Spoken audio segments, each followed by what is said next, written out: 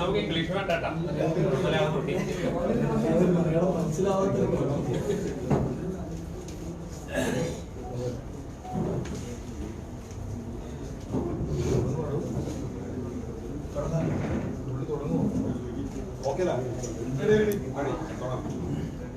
എല്ലാവർക്കും നമസ്കാരം.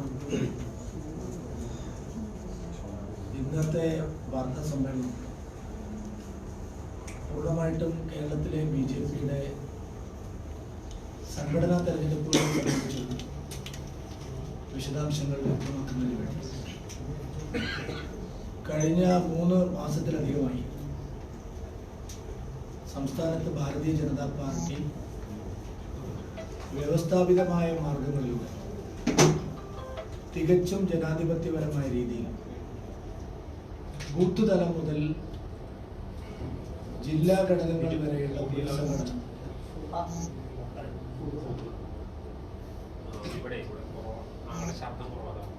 പൂർത്തിയാക്കിയിരിക്കുന്നു. കേരളത്തിലെ 25,400ഓളം ബൂത്തുകളിൽ ഭാരതീയ ജനതാ പാർട്ടി ഇതിനോടകം 18,000-ലധികം ബൂത്തുകളിൽ വ്യവസ്ഥാപിതമായ കമ്മിറ്റികളിൽ ഒരു പ്രസിഡന്റും 11 അംഗങ്ങളുമുള്ള ബൂത്ത് കമ്മിറ്റികൾ ഞങ്ങൾ രൂപീകരിച്ചിട്ടുണ്ട്. മിനിമം 50 മെമ്പർമാരെങ്കിലും പ്രാഥമിക അംഗങ്ങളെങ്കിലും ഉള്ള ബൂത്തുകളിൽ മാത്രമാണ് ഓഫീഷ്യൽ കമ്മിറ്റികൾ നിലവിലുള്ളത്. അങ്ങനെയുള്ള 18,000-ലധികം ബൂത്തുകളിൽ ഇതിനോടകം കേരളത്തിൽ BJPയുടെ ഒഫീഷ്യലായിട്ടുള്ള ഔദ്യോഗിക കമ്മിറ്റികൾ നിലവിലുണ്ട്. എല്ലാവർക്കും അറിയാം, ഞങ്ങൾക്ക് ഒരു 22,000 ബൂത്തിലധികം സ്ഥലങ്ങളിൽ, അപ്പുറത്തേക്കുള്ള സ്ഥലങ്ങളിൽ ഞങ്ങൾക്ക് നിർണായകമായിട്ടുള്ള സ്വാധീനമില്ല. മലപ്പുറം ജില്ലയിലെ ഏതാണ്ട് 60% ബൂത്തുകളിലും കാസർഗോഡ് ജില്ലയിലെ ഏതാണ്ട് 10% ബൂത്തുകളിലും കണ്ണൂർ ജില്ലയിലെ ഏതാണ്ട് 30% ബൂത്തുകളിലും ഞങ്ങൾക്ക് നാമമാത്രമായിട്ടുള്ള അംഗങ്ങളെ ആകെയുള്ള 25,400 ബൂത്തുകളിൽ നിലവിൽ ഏതെങ്കിലും രീതിയിലുള്ള പ്രവർത്തനങ്ങളുള്ളത് 22,000-ലധികം ബൂത്തുകളിൽ. ഇതൊരു റിയാലിറ്റിയാണ്. കേരളത്തിൽ ഒരുപക്ഷെ CPM കഴിഞ്ഞാൽ ഏറ്റവും കൂടുതൽ ബൂത്തുകളിൽ പ്രവർത്തകരുള്ള പാർട്ടി ഭാരതീയ ജനതാ പാർട്ടി. കോൺഗ്രസിന് പോലും ഈ പറഞ്ഞ 25,000 ബൂത്തുകളിലും നേരിട്ട് ബൂത്ത് തലത്തിൽ പ്രവർത്തകരില്ല. കോൺഗ്രസിന് പോലും ബൂത്ത് കമ്മിറ്റികൾ ഇല്ലാത്ത സ്ഥലങ്ങളിൽ കേരളത്തിൽ BJPക്ക് ബൂത്ത് കമ്മിറ്റികളുണ്ട്. ഈ 18,000-ലധികം ബൂത്തുകളിലും എല്ലാ മാനദണ്ഡങ്ങളും പാലിച്ചുകൊണ്ടാണ് ഞങ്ങൾ കമ്മിറ്റികൾ ഉണ്ടാക്കിയത്. നിങ്ങൾ ഒരുപക്ഷെ ശ്രദ്ധിച്ചു കാണില്ല ബൂത്തുകളിലെ കാര്യങ്ങളായാലും. അവിടെ എല്ലാം ഞങ്ങൾ വനിതകൾക്ക് നല്ല പ്രാതിനിധ്യമുണ്ട്. 30% സ്ഥലങ്ങളിൽ വനിതാ നേതാക്കൾ ബൂത്ത് പ്രസിഡന്റായി ഇത്തവണ BJPയുടെ ചരിത്രത്തിൽ 30%-ഓളം സ്ഥലങ്ങളിൽ വനിതകൾക്ക് പ്രാതിനിധ്യമുള്ള ബൂത്ത് കമ്മിറ്റികളാണ്. കഴിഞ്ഞ കാലങ്ങളിൽ മതന്യൂനപക്ഷങ്ങൾ വളരെ കാര്യമായ തോതിൽ പാർട്ടി ഘടകങ്ങളിൽ ചുമതലയുള്ളവരുണ്ടായിരുന്നില്ല. സംസ്ഥാനത്തുണ്ടായിരുന്നു, ചില ജില്ലകളിലൊക്കെ ഉണ്ടായിരുന്നു. എന്നാൽ ഇത്തവണ താഴെ തലം വരെ മതന്യൂനപക്ഷങ്ങൾ, പ്രത്യേകിച്ച് ക്രിസ്ത്യൻ ന്യൂനപക്ഷങ്ങൾ വ്യാപകമായി BJPയുടെ ബൂത്ത് ഭാരവാഹികളായിട്ട് തെരഞ്ഞെടുക്കപ്പെട്ടു. എറണാകുളം, തൃശൂർ, കോട്ടയം, പത്തനംതിട്ട, ഇടുക്കി, ആലപ്പുഴ, തിരുവനന്തപുരം ഈ ജില്ലകളിൽ ആ മണ്ഡലത്തിലെ 50% ബൂത്തുകളിലെങ്കിലും ബൂത്ത് കമ്മിറ്റികളുടെ പുനഃസംഘടന പൂർത്തിയാകും. അതുകൊണ്ട് 280 മണ്ഡലങ്ങളിലെ ഞങ്ങൾക്ക് ഔദ്യോഗികമായിട്ടുള്ള കമ്മിറ്റികൾ നിലവിൽ വരും. ബാക്കിയുള്ള സ്ഥലങ്ങളിൽ അഡ്ഹോക് കമ്മിറ്റികളാണ്. ആ 269 മണ്ഡലം പ്രസിഡന്റ് മറ്റ് സമുദായങ്ങളിലെ എല്ലാ വിഭാഗം ആളുകളെയും പ്രതിനിധീകരിക്കും. ഞാൻ അതിന്റെ ബ്രേക്കപ്പ് നിങ്ങൾക്ക് തരാം. എങ്ങനെയാണ് BJP ഈ നാമനിർദ്ദേശം പൂർത്തിയാക്കുന്നത്? ഇനി 3 ജില്ലകൾ മാത്രമാണ് ബാക്കി. ആ 27 ജില്ലകളിൽ 4 ജില്ലാ പ്രസിഡന്റുമാർ വനിതാ ജില്ലാ പ്രസിഡന്റ്. ഈ തൃശ്ശൂർ ജില്ലയിലടക്കം ഒരു ജില്ലയെ നയിക്കുന്നത് ഒരു മഹിള. ഒരു ചേഞ്ച് ഞങ്ങൾ ആഗ്രഹിക്കുന്നു. സ്ത്രീ ശാക്തീകരണം എന്ന് പറയുന്നത് സ്ത്രീകളെ പിന്നിലിരുത്തി പുരുഷന്മാർ നയിക്കുക എന്നുള്ളതല്ല. സ്ത്രീകൾക്ക് തന്നെ നയിക്കാൻ കഴിയണം. നോക്കൂ, ഞങ്ങളുടെ വനിതാ ജില്ലാ പ്രസിഡന്റുമാരുടെ ലിസ്റ്റ് നിങ്ങൾ കണ്ടിട്ടുണ്ടെങ്കിൽ ഏറ്റവും കാര്യമാണ്, വിദ്യാസമ്പന്നയാണ്, എഫിഷ്യന്റ് ആയിട്ടുള്ള ലീഡർഷിപ്പ് ക്വാളിറ്റി ഉണ്ട്, നല്ല കമ്മ്യൂണിക്കേഷൻ ഉണ്ട്, സമൂഹത്തെ നയിക്കാൻ പ്രാപ്തിയുള്ള ആളാണ്. മലപ്പുറത്ത് ഞങ്ങളൊരു ജില്ലാ പ്രസിഡന്റ് വനിതാ പ്രസിഡന്റ്, വളരെ എക്സ്പീരിയൻസ്ഡ് ആയിട്ടുള്ള ഒരു ലേഡി ലീഡറാണ്. അവരുടെ പേര് ദീപ പുഴയ്ക്കൽ എന്നാണ്. ആ പ്രദേശത്ത് ആരോട് ചോദിച്ചാലും നിങ്ങൾക്കറിയാം എങ്ങനെയാണ് അവര് ജനങ്ങൾക്കിടയിൽ പ്രവർത്തിക്കുന്നത്. 14 ജില്ലാ സെക്രട്ടറിമാരിൽ ഒരു വനിതയെ ജില്ലാ സെക്രട്ടറി ആക്കാൻ CPM എന്തായിരുന്നു. 14 DCC പ്രസിഡന്റുമാരിൽ ഒരു DCC പ്രസിഡന്റിനെ പണ്ട് കുറച്ചു കാലം നമ്മുടെ ബിന്ദു കൊല്ലത്തൊരാളുണ്ട്, കുറച്ചു കാലം ബിന്ദു കൃഷ്ണ. ഇപ്പൊ കോൺഗ്രസിന് സ്വപ്നം കാണാൻ കഴിയുമോ 2 ജില്ലാ പ്രസിഡന്റുമാരെ DCC പ്രസിഡന്റുമാരെ വനിതയാക്കാം? CPM-ന് സ്വപ്നം കാണാൻ കഴിയും ഒരു 2 മഹിളാ നേതാക്കളെ DC സെക്രട്ടറിമാരാക്കാൻ? സാധിക്കില്ല. നിങ്ങളെന്താ ഞങ്ങളെ കുറിച്ച് എപ്പോഴും പറയുന്നത് ഞങ്ങൾ ഹിന്ദു പാർട്ടിയാണ്, ഹിന്ദു പാർട്ടിയാണ്, ഹിന്ദു പാർട്ടി അല്ല. അതിന്റെ എല്ലാ അർത്ഥത്തിലും ലിറ്ററലി ഞങ്ങൾ ഒരു സെക്യുലർ പാർട്ടിയാണെന്ന് ഞങ്ങളുടെ അനുഭവത്തിലൂടെ ഞങ്ങൾ തെളിയിക്കാം. അക്ഷരാർത്ഥത്തിൽ 27 ജില്ലാ പ്രസിഡന്റുമാരിൽ 3 ജില്ലാ പ്രസിഡന്റുമാരെ ക്രൈസ്തവ ന്യൂനപക്ഷത്തിലുണ്ട്. അത് എവിടെയെങ്കിലും ഞങ്ങൾക്ക് സ്വാധീനമില്ലാത്ത സ്ഥലത്ത് കൊടുത്ത് ഒഴിവാക്കിയതല്ല. ഞങ്ങൾ ജയിച്ച ലോക്സഭാ മണ്ഡലം ജയിച്ച ഞങ്ങൾക്ക് ഏറ്റവും സ്വാധീനമുള്ള പാർട്ടി ഏറ്റവും കൂടുതൽ വളർന്നിട്ടുള്ള ജില്ലയുടെ പ്രസിഡന്റ് ഇതായിരിക്കുന്നത് വേറെ ഏത് പാർട്ടീസാണ്? നമുക്ക് കഴിഞ്ഞ 10 വർഷത്തിനിടയിൽ കേരളത്തിലെ BJP-യിൽ ഉണ്ടായിരിക്കുന്ന ചേഞ്ച് അവിടെ ഇവിടെയും കേൾക്കുന്ന ചില വാർത്തകളുടെ പേരിൽ നിങ്ങൾ മനസ്സിലാക്കുന്നേയില്ല. ഏറ്റവും സ്വാധീനമുള്ള സ്ഥലത്ത് BJP ജയിച്ച സുരേഷ് ഗോപി തെരഞ്ഞെടുക്കപ്പെട്ട തൃശൂർ സെൻട്രലിൽ ക്രൈസ്തവ സമുദായത്തിൽ നിന്നുള്ള ഒരാളെ ഞങ്ങളുടെ ജില്ലാ പ്രസിഡന്റാക്കി. കോട്ടയം നിങ്ങൾക്ക് എല്ലാവർക്കും അറിയാം, ക്രൈസ്തവ ന്യൂനപക്ഷങ്ങൾ നല്ല നിലയിൽ വോട്ട് ബാങ്ക് ഉള്ള ഒരു സ്ഥലമാണ്. അവിടെ ഞങ്ങൾ വെച്ചിരിക്കുന്നത് റോയ് ചാക്കോ എന്ന് പറയുന്ന ഒരു ക്രിസ്ത്യൻ ലീഡറെയാണ്. ഇടുക്കിയിൽ ക്രിസ്ത്യൻ ന്യൂനപക്ഷത്തിന് നല്ല സ്വാധീനമുള്ള ഒരു ജില്ലയിൽ VC വർഗീസ് ഞങ്ങൾ വെച്ചു. പട്ടികജാതി സമുദായത്തിൽ നിന്ന് ഞങ്ങൾ 2 ജില്ലാ പ്രസിഡന്റുമാരെ വെച്ചിരിക്കുന്നു. അപ്പോ അധസ്ഥിത ജനവിഭാഗങ്ങൾ, പിന്നോക്ക ജനവിഭാഗങ്ങൾ, മതന്യൂനപക്ഷങ്ങൾ, സ്ത്രീകൾ ഇവർക്ക് അർഹമായിട്ടുള്ള പരിഗണന നൽകിക്കൊണ്ടുള്ള ഒരു ലിസ്റ്റാണ് ഞങ്ങൾ തയ്യാറാക്കിയിരിക്കുന്നത്. ഏതെങ്കിലും പാർട്ടി യുവാക്കൾക്ക് അർഹമായിട്ടുള്ള പ്രാതിനിധ്യം കൊടുക്കുമ്പോൾ അതിനെ പ്രോത്സാഹിപ്പിക്കുകയാണ് മാധ്യമങ്ങൾ ചെയ്യുന്നത്. ആരോ എവിടുന്നോ പറഞ്ഞു കൊടുക്കുന്ന കാര്യങ്ങൾ കേട്ടിട്ട് നല്ല മിടുക്കന്മാരായിട്ടുള്ള ചെറുപ്പക്കാരെ പാർട്ടിയുടെ ജില്ലാ പ്രസിഡന്റുമാരാക്കിയപ്പോൾ എന്തൊക്കെയാണ് പ്രചരണം നടക്കുന്നത്? നോക്കൂ, എത്ര പേരെയാണ് ഞങ്ങൾ ചെറുപ്പക്കാരെ വെച്ചിരിക്കുന്നത്. 40 വയസ്സ് തികയാത്ത 3 ജില്ലാ പ്രസിഡന്റ് വരെയാണ്. ആരും പറയുന്നു അശ്വിനിക്ക് 40 വയസ്സായിട്ടില്ല. പ്രശാന്ത് ശിവന് 40 വയസ്സായിട്ടില്ല. ലിജിൻ ലാലിന് വെറും 42 വയസ്സേ ആയിട്ടുള്ളൂ. പ്രഫുൽ കൃഷ്ണന് 39 വയസ്സേ ആയിട്ടുള്ളൂ. നമുക്ക് ചെറുപ്പക്കാരെ മുന്നിലേക്ക് കൊണ്ടുവരണം എന്ന് എല്ലാവരും വലിയ വർത്തമാനം പറയും.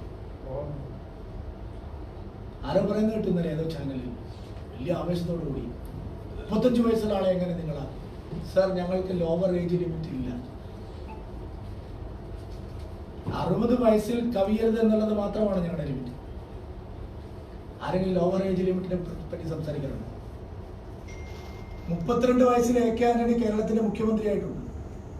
പിന്നെയാണ് 35 വയസ്സുള്ള ഒരാൾക്ക് ഞങ്ങളെ ജില്ലാ പ്രസിഡന്റ് ആക്കാൻ പറ്റുന്നത്? എനിക്ക് മനസ്സിലാവുന്നില്ല നിങ്ങളുടെ പ്രചാരണത്തിന്റെ ഉദ്ദേശം എന്താണ്. നമുക്ക് വളരെ ഇൻക്ലൂസീവ് ആയിട്ടുള്ള ഒരു സംഘടനാ തെരഞ്ഞെടുപ്പാണ് ഞങ്ങൾ പൂർത്തിയാക്കിയിരിക്കുന്നത്. ഒരു അസ്വാരസ്യവും എവിടെയുമില്ല. ചില ആളുകൾ ഇന്നലെ കുറെ വാർത്തകളൊക്കെ പുറത്ത് വന്നതൊഴിച്ചാൽ 27 സ്ഥലങ്ങളിൽ എല്ലാം ചായക്കോപ്പയിലെ കൊടുങ്കാറ്റാവുമെന്ന് ഞാൻ അപ്പോഴേ പറഞ്ഞിരുന്നു. BJP പുതിയ പരിഷ്കാരങ്ങൾ കൊണ്ടുവരുമ്പോൾ സ്ത്രീകൾക്ക്, യുവാക്കൾക്ക്, മതന്യൂനപക്ഷങ്ങൾക്കൊക്കെ കൂടുതൽ അവസരങ്ങൾ കൊടുക്കുമ്പോൾ ചെറിയ ചെറിയ അസ്വസ്ഥതകൾ ഉണ്ടാവും. അത് മറികടക്കാൻ ശേഷിയുള്ള, അതിനെ മാനേജ് ചെയ്യാൻ കഴിവുള്ള ഒരു മെക്കാനിസം ഉള്ള പാർട്ടിയാണ് BJP. അതുകൊണ്ട് ഞങ്ങൾ ഇത്രയും പോസിറ്റീവായിട്ടുള്ള ഒരു കാര്യം, ഏതോ ചില പത്രങ്ങൾ പറയുന്നത് കേട്ടു, ഗ്രൂപ്പുകൾക്ക് അതീതമായി. എന്താ തെറ്റ്? ഒരു തെറ്റായ പ്രവണതയാണോ? ഇത്രയും കാലം നിങ്ങൾ പറഞ്ഞു വലിയ ഗ്രൂപ്പീസാണ് BJP. കൃഷ്ണദാസ് പക്ഷം, മുരളീധരൻ പക്ഷം, മറ്റേ പക്ഷം, ശോഭാ പക്ഷം. ഇപ്പൊ പറയുന്നു പക്ഷമില്ലാത്തവർക്കൊക്കെ എങ്ങനെ ഇടം നേടി. നിങ്ങൾ എന്ത് ചോദ്യമാണ് ചോദിക്കുന്നത്? പക്ഷമില്ലാത്തവർ പ്രവർത്തിക്കുന്നത്. അപ്പൊ ഈ രീതിയിലുള്ള ആലോചിച്ച് ഓരോ ജില്ലയിലും കൃത്യമായ ആലോചന നടത്തി ഉത്തമമായ ബോധ്യങ്ങളുടെ അടിസ്ഥാനത്തിലാണ് പട്ടിക നിശ്ചയിച്ചിരിക്കുന്നത്. അവരെല്ലാവരും ഇന്ന് തെരഞ്ഞെടുക്കപ്പെടും, പ്രഖ്യാപിക്കപ്പെടും. ഒരു കാര്യം ഞാൻ എല്ലാവരോടും പറയാൻ ആഗ്രഹിക്കുന്നു. പഴയ കാലഘട്ടമല്ല, പണ്ടത്തെ രാഷ്ട്രീയ സാഹചര്യങ്ങളല്ല. പുതിയ കാലത്തിനനുസരിച്ച് പാർട്ടിയെ നയിക്കാൻ കഴിവുള്ള, ടാലന്റഡ് ആയിട്ടുള്ള, കൺവിൻസിംഗ് ആയിട്ടുള്ള, കമ്മ്യൂണിക്കേഷന് നല്ല സാധ്യതയുള്ള നല്ല നല്ല വ്യക്തികളെ തെരഞ്ഞെടുത്ത് രാഷ്ട്രീയത്തിൽ കൊണ്ടുവരിക എന്നുള്ളതാണ് മോദി ഇറ വന്നതിന് ശേഷം BJP സംഭവിച്ചുകൊണ്ടിരിക്കുന്നത്. എത്ര മുഖ്യമന്ത്രിമാർ ചെറുപ്പക്കാരായിട്ടുണ്ട്. BJP അത്തരത്തിലുള്ള വലിയ പരിഷ്കാരങ്ങൾ, എപ്പോഴും പരീക്ഷണങ്ങൾ നടത്തിയിട്ടുള്ള ഒരു പാർട്ടിയാണ്. ചെറുപ്പക്കാർക്ക് അവസരം കൊടുത്തില്ലെങ്കിൽ, ഈ 55 വയസ്സിൽ ഞാൻ 5 വർഷം പ്രസിഡന്റായിരുന്നു. ഞാനും രമേശും ശോഭയും ഒക്കെ യുവമോർച്ച കാലം മുതൽ ഞങ്ങൾക്ക് എല്ലാ അവസരങ്ങളും കിട്ടിയതുകൊണ്ടല്ലേ ഞങ്ങൾക്ക് ഈ പ്രായത്തിനിടയിൽ ഈ പദവിയിലെത്തുന്നു. പണ്ട് കാലത്ത് രാജഗോപാൽജി, രാംപിള്ള സാർ, മാരാർജി, അങ്ങനെയുള്ള ഒരു 3 പേരുകൾ മാത്രമേ ഉണ്ടായിരുന്നുള്ളൂ. കുറച്ച് കഴിഞ്ഞപ്പോൾ CKP, അതുപോലെ ശ്രീധരൻ മാസ്റ്റർ, അങ്ങനെയുള്ള ഒരു ടീം വന്നു. കുറച്ച് കഴിഞ്ഞപ്പോൾ ശ്രീധരൻപിള്ള സാറ്, മുരളിയേട്ടൻ, കൃഷ്ണദാസി, അങ്ങനെ ഒരു ജനറേഷൻ വന്നു. കുറച്ച് കഴിഞ്ഞപ്പോൾ MT രമേശ്, സുരേന്ദ്രൻ, ശോഭാ സുരേന്ദ്രൻ, നേരനാർ, അങ്ങനെയുള്ള ഒരു ജനറേഷൻ വന്നു. ഈ ജനറേഷൻസ് എപ്പോഴും മാറിക്കൊണ്ടിരിക്കും. അല്ലാതെ കോൺഗ്രസിലെ പോലെ, CPM പോലെ കിട്ടിയ അധികാരം മറ്റാർക്കും കൊടുക്കില്ല. ഞങ്ങൾ തന്നെ എല്ലാ കാലത്തും ഭരിക്കണം എന്നുള്ളൊരു നില BJP ഇല്ല. BJP എല്ലാ കാലത്തും പുതിയ രക്തം വരാൻ ആഗ്രഹിക്കുന്ന ഒരു പാർട്ടിയാണ്.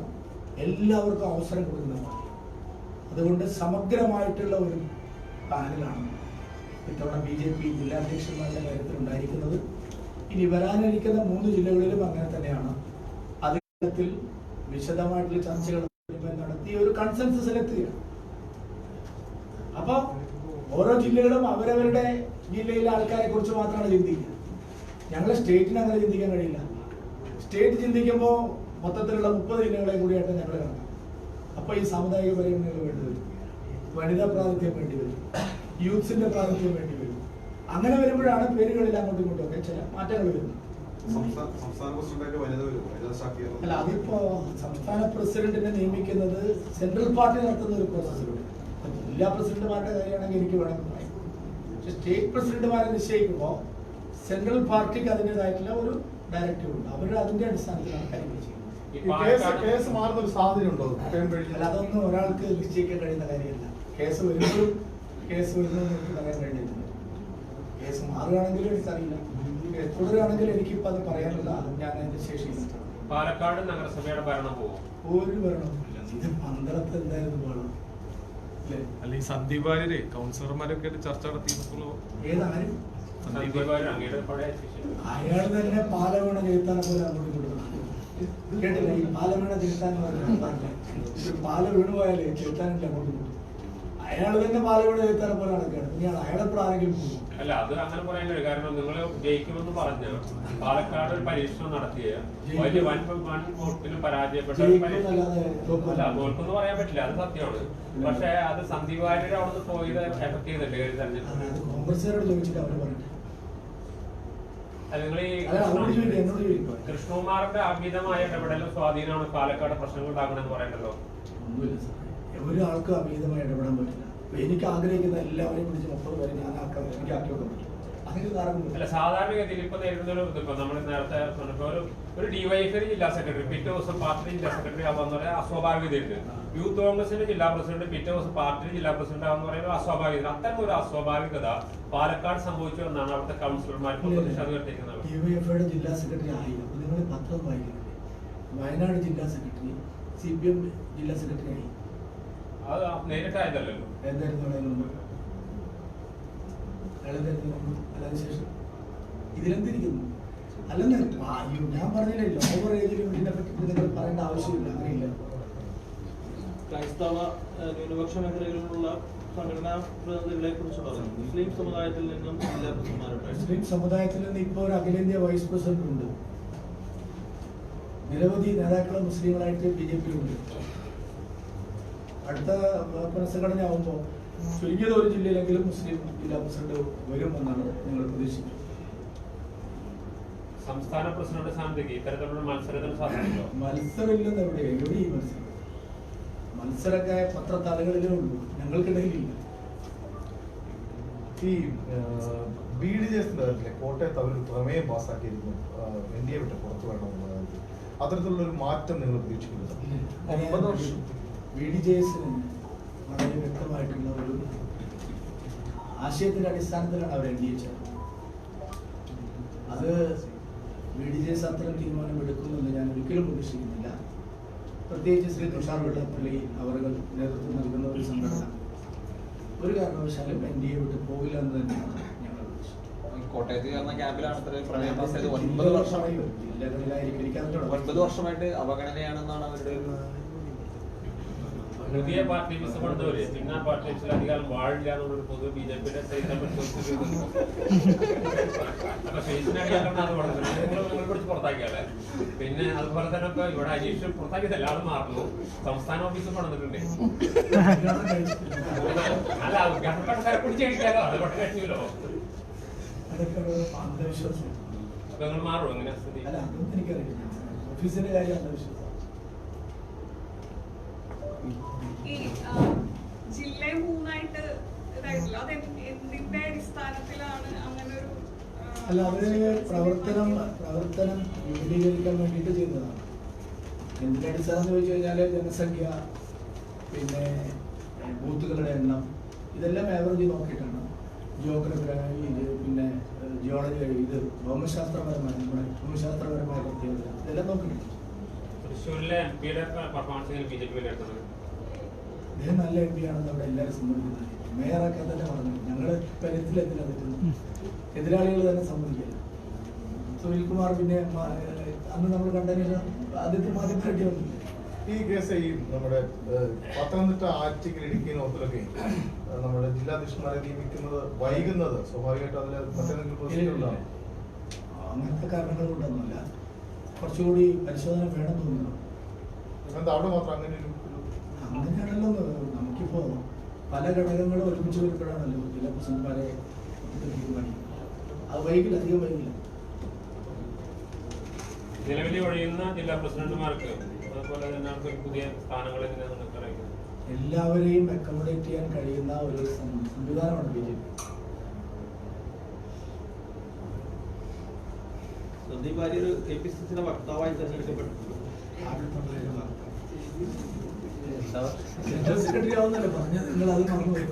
നിങ്ങളിങ്ങനെ ഓരോന്ന് അടിച്ചുകൂടുക ആൾക്കാരെ കാക്കത്തൊള്ളായിരം വക്താക്കളുണ്ട് KPCC.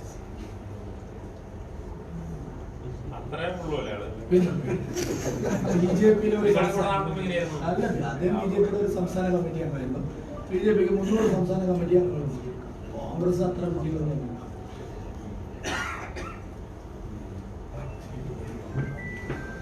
മതി. ദിനത്തെ കാര്യം